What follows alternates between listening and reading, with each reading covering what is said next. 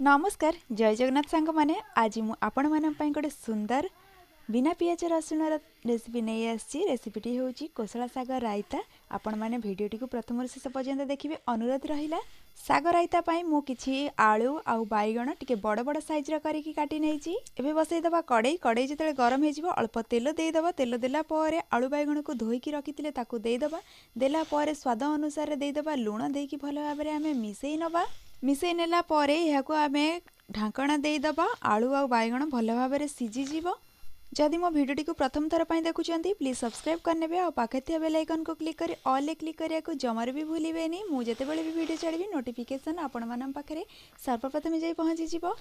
आलू बैगण सिझी गला परे एबे मु मसला रे नेछि जीरा आउ सोरिष को बाटी नेछि भलो भाबरे शिଳରେ बाटीछि। बहुत सुंदर लागिबो। आपण माने शिଳରେ बाटिकी तरकारी करी खांतु देखिबे ता टेस्ट बहुत सुंदर अछि।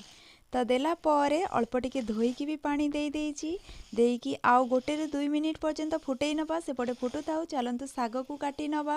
छोट छोट करिक देखंतु केते सुंदर भाबरे साग मध्य काटी नउछि।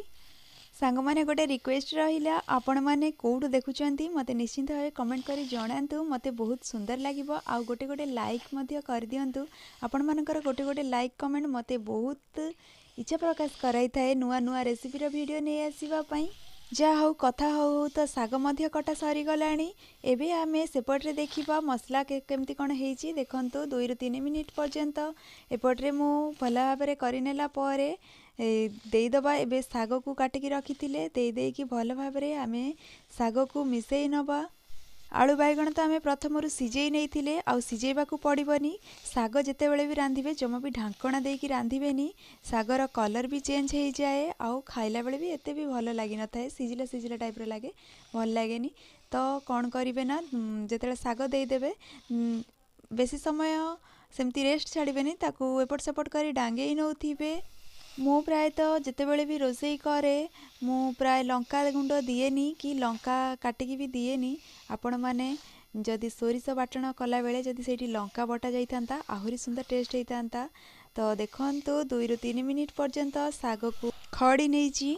देखंतु प्रस्तुत हो जाइछि बहुत सुंदर साग रायता। एई पद्धति रे निश्चित भावे करिवे तापरे जानिबे बहुत सुंदर टेस्ट लागिबो। बिना पियाज रसुण रे बोली ही जाना पड़िबनी।